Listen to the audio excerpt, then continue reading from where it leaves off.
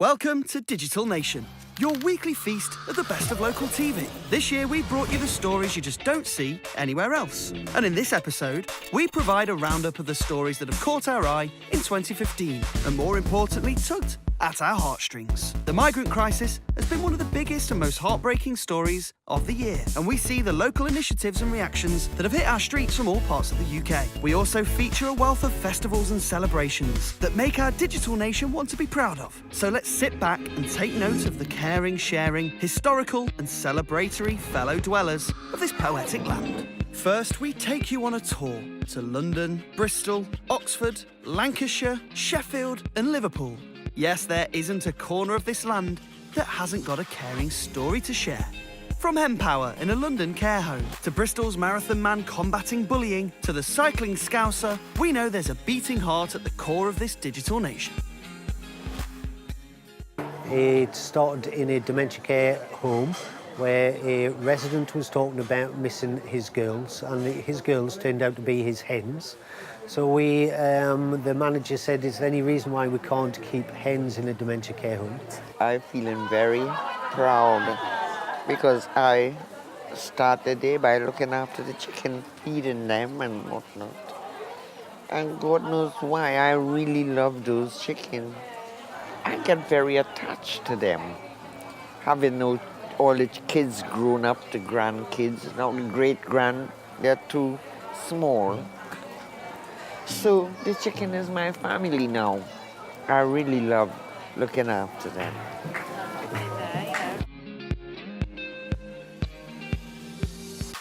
Ben Smith is undertaking a world record attempt that will see him run 401 marathons across 309 different locations of the UK. So I'm going to be doing it to raise at least £250,000 for two amazing anti-bullying charities, Stonewall and Kidscape. So it's all about helping them provide the services that they need to help us prevent bullying within schools in the UK. I think hopefully what we're trying to do with this challenge is show people that actually no matter what you go through in your past, you can stand up and be counted, and you can actually do something really positive with your life. Supplied by the Oxford Food Bank, Mrs. Smith has been cooking nutritious meals for those in need twice a week, on Wednesdays and Saturdays. A quarter of a century ago, Mrs. Smith, or Ma as she is affectionately known by the kitchen's patrons, encountered a young man, sleeping rough and forced to eat scraps from a bin.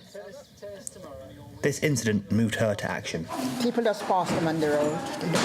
They don't look on them to find out what's wrong, and they just left. So I can't afford to just leave people standing like that. I have to do something. Because some of these young men, they could be my children. So I would like somebody to look after them if anything happened in their lives. Because a lot of them, things happen in their lives. That's why most of them is like this. Do what I can. I can't do all. I can't look after everybody, but I can look after somebody. In February of this year, we launched our Angel Wings Forever Dressed in Love cause, where we ask ladies to donate their wedding dresses, and then from their wedding dresses, very talented seamstresses turn them into beautiful bespoke burial gowns and pockets of love for babies that have died far too soon. For some, it's the sewing that helps them to cope with their own loss. Denise sews almost every day. I find it does help. I mean, people have said to me, oh, what's it like when you're sewing little items for the babies? Does it not affect you? It does in some ways, but we're doing a good cause.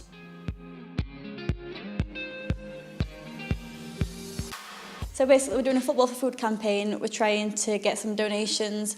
So myself and a few of the other players have been to the food banks to meet with some of the people that it'll be affecting and helping. I absolutely love the fact that we support local food banks. I think it's hugely important for football teams to go out there and do some outreach work in the community. And I think 1 in 5 Sheffield households are actually suffering from food poverty. So it's important now more than ever that we make a difference. over 10,000 miles across 17 countries during a period of 5 gruelling months, it came down to this moment.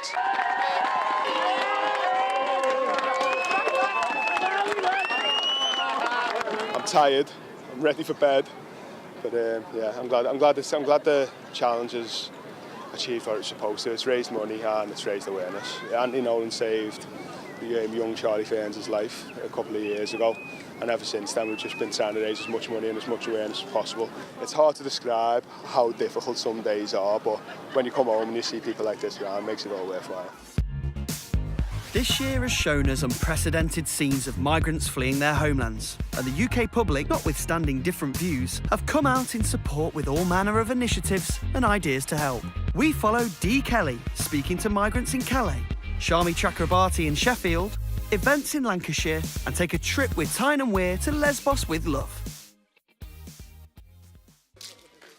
Have you tried to get into England? Yeah, I'm trying. How many times? I'm trying more than 5 and 6 times, like. And what's happened? Like, so difficult, you know. There, the police catch us and take us out. And what do they do to you when they catch you? They catch us and travel us from the railway station to outside to let us into the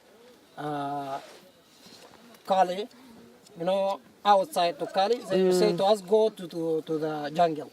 Jungle is that what they call here? Yeah, they call it the jungle? Yeah. Why would they call it the jungle? I don't know, you know, their language, I don't know, they're French. If one of the people bad, they will say all the people is bad. Yeah. Yeah, any society it has a one, it has a bad. It's that one bad person bad, makes everybody look bad, doesn't it? Yeah. If here one bad, they will say that all the people they are bad. Refugees are welcome here. Say it loud and say it clear. Refugees are welcome here. I am so honoured to be able to stand with people who are shaming politicians into showing a bit of compassion towards these most desperate of people in possibly the greatest refugee crisis since World War II. Sheffield has always been a compassionate and restless city, and I'm just very, very proud to be in this throng today. We need to stop treating refugees as criminals. We need to allow them to work when they have skills to contribute to this country, which many of them do. We need to stop locking them up, including very vulnerable women who've been the subject of torture or rape. And we need to have a new conversation about the importance of refugee protection all over the world, why it came about, and why we need it even more into the future. I think it's very strange that human rights abuses are so often used as a justification for war over there, but never human rights protection over here. And that is the hypocrisy at the heart of elite British politics, and it's been there for way too long. The centre of Preston came to a standstill on Saturday as police horses had to separate protesters and counter-demonstrators as fireworks and bottles were thrown. Both sides faced off in Flag Square in the city centre. The North West Infidels were estimated to have 250 demonstrators, with larger numbers opposing them. Discussions on the streets were heated. What would you do if your family was in danger? What would you do if your family was in danger of being bombed and being raped? What would you do? No, they're coming here, they want to work. They want to go home. How can they work when we can't work? We can't get jobs. How can they get jobs? I think it's very important that people understand the root causes for the economic and social problems that beset the country at the moment, rather than scapegoating immigrants and minority communities. Two children in need. I hope you like Strawberry the bear because she smells the strawberries. From Hermione. My name is Hayley and I want to give you this teddy to let you know somebody cares very much. Welcome to our country and good luck. Just a couple of the notes written by pupils here at Warren Primary to go with the cuddly toys they're sending to refugees around the world. We wanted to, as a school, send bears out to the children as we thought it would be a good way to teach our children the British values of tolerance of others and respect. And it's really important to celebrate all the different cultures and for children to learn about other children who are less fortunate than themselves. I wanted to show to the refugees that are coming into this country that some people care, including me. Less than a minute into the transfer from Mytilene Airport to our final destination of Molivos, refugees had just made it to shore after making the dangerous crossing from Turkey. The childhood bags don't arrive for another day, so the few the team had were handed out. And children arrived with their mothers, fathers, siblings and relatives, and sometimes not even that, and literally the clothes on their backs. Thank you.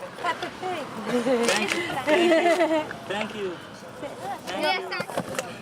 For you. Well, we've just got down to Molivos Harbour and we've been told there's a boat about to arrive.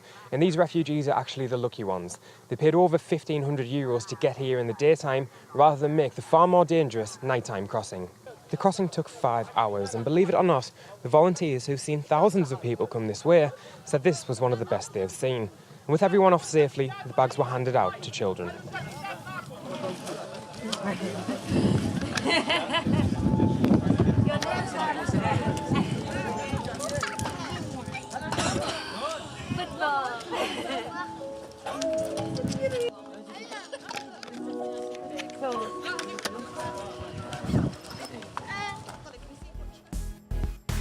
That's it for part one. But before we leave you, it's quiz time. Robert Burns is Scotland's national poet, famed all over the world for writing Auld Lang Syne.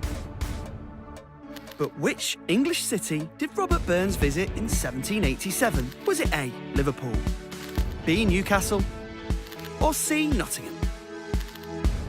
Join us after the break for the answer.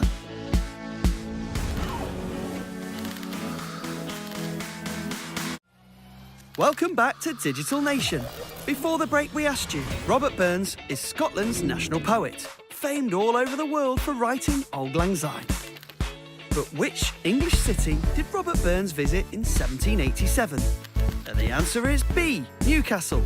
Robert Burns left Scotland on 3 occasions, and his only overnight trip included a night in Newcastle.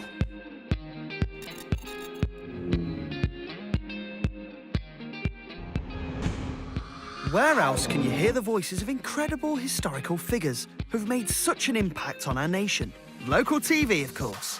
These phenomenal people have created a lasting legacy for both local and global residents. So let's salute them whilst finding out a bit more. Give yourself a point if you can guess the first voice.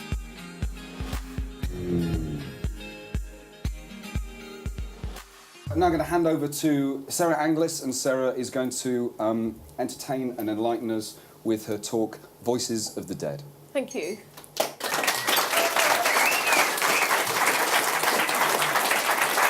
In 1877, Scientific American journalists went to visit Edison in his lab, and when they heard recorded sound, they said, "There is now the startling possibility of the voices of the dead being reheard."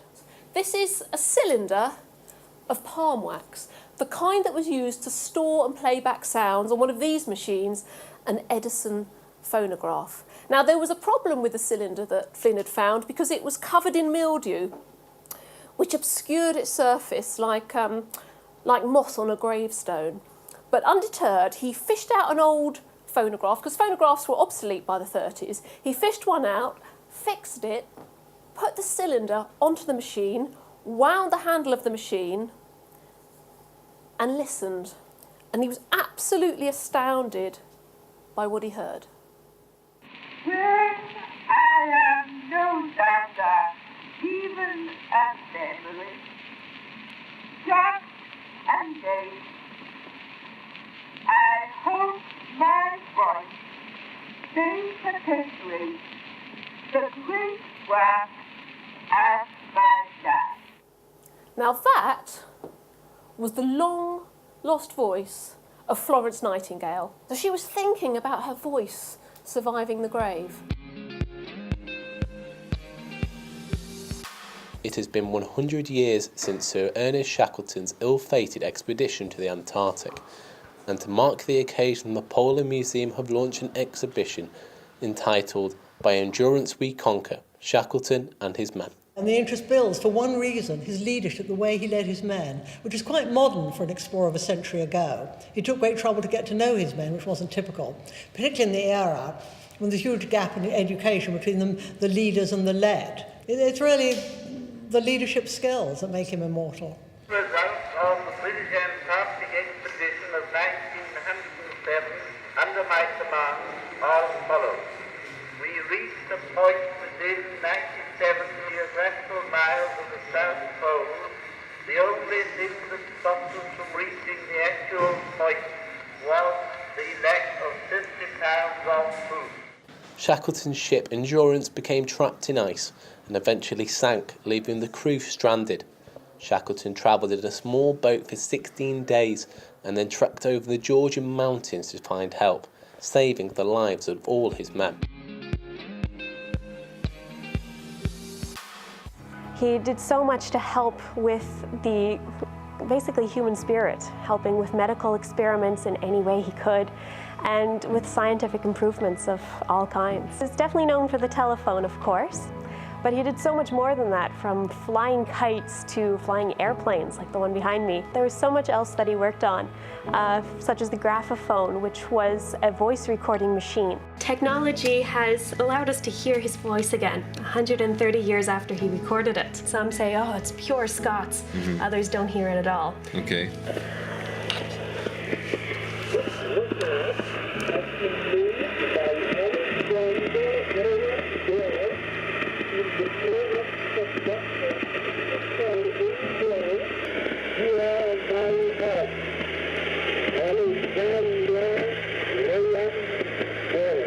I've actually got goosebumps listening to that. That is Scottish without a doubt. It definitely is, I think. He's rolling his R's, and that's a dead giveaway. It is. Welcome to the market town of Newark. Now, this is a part of Nottinghamshire that loves Christmas. We can see a huge display of lights behind me, as well as Christmas trees dominating the centre of town. Yes, Newark is well and truly at one with Christmas. But it's not always been that way. We were surrounded, stationed at the spire as 7,000 men bombarded us day and night. Let's go back in time to the 1600s, a time when Newark was dominated by the Civil War. A time when the battle between the Royalists and the Puritans threatened to put pay to Christmas once and for all. Parliament puts in place a ban on Christmas in 1644. But where it really hits home for Newark is 1655. We get Major General Edward Whaley here. He doesn't allow celebration of Christmas because it was considered popish and Catholic, which the Commonwealth, kind of more Puritan government, was very much against. By any means, it's not that everybody was for this. They still wanted to celebrate even after Parliament bans Christmas, 1644. So there's riots on the streets. And what would have happened to you if you were dressed like myself, eating mince pies? What would happen to you? Certainly wouldn't have been good news. You'd have wanted to probably keep that behind closed doors if possible. But if you were found out, you'd be certainly looking at getting carted off, or at least a pretty whacking fine. Come the Restoration, Charles II is put back on the throne, Christmas is restored, and the good people of Newark can enjoy the festivities for centuries to come. The UK certainly knows how to throw a good party. And whether it's Eid, Pride celebrations, Navratri, or Day of the Dead, we find you dancing on the street and banging those drums. So let's wave this year farewell and welcome in 2016. Happy New Year to one and all. 3, 2, 1,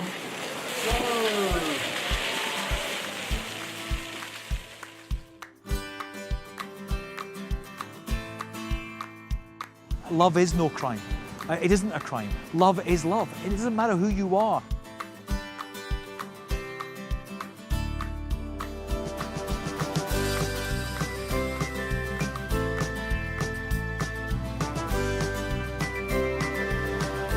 It's an Eid celebration, which comes after Ramadan. What do you want the people of Sheffield to get out of the event today? Community cohesion, coming together.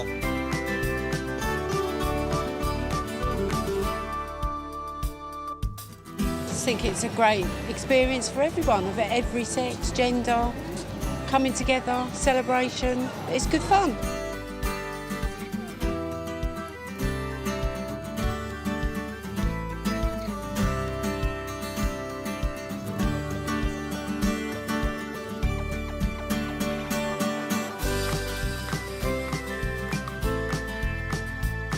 Navratra is a very special festival for all Hindus universally.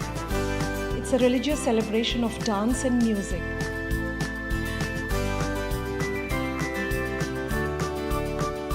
Liverpool celebrated with pride this weekend as the vibrant festival returned to the city for its 6th successive year. We are celebrating the Day of the Dead in Sheffield today. It's about remembering the people that passed away.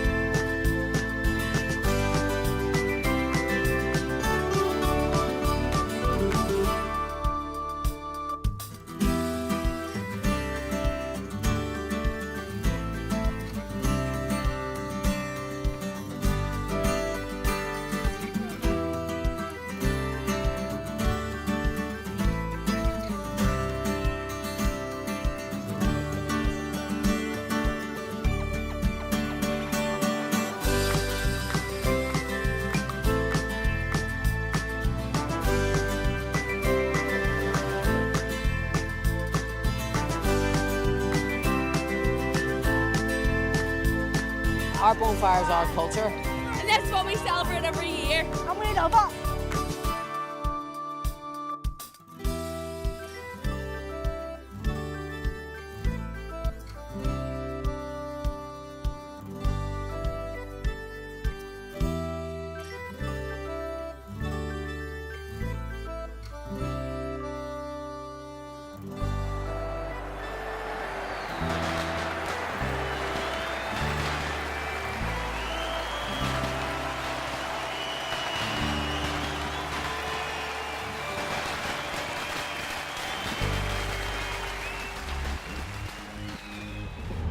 And that completes our annual roundup of the best of local.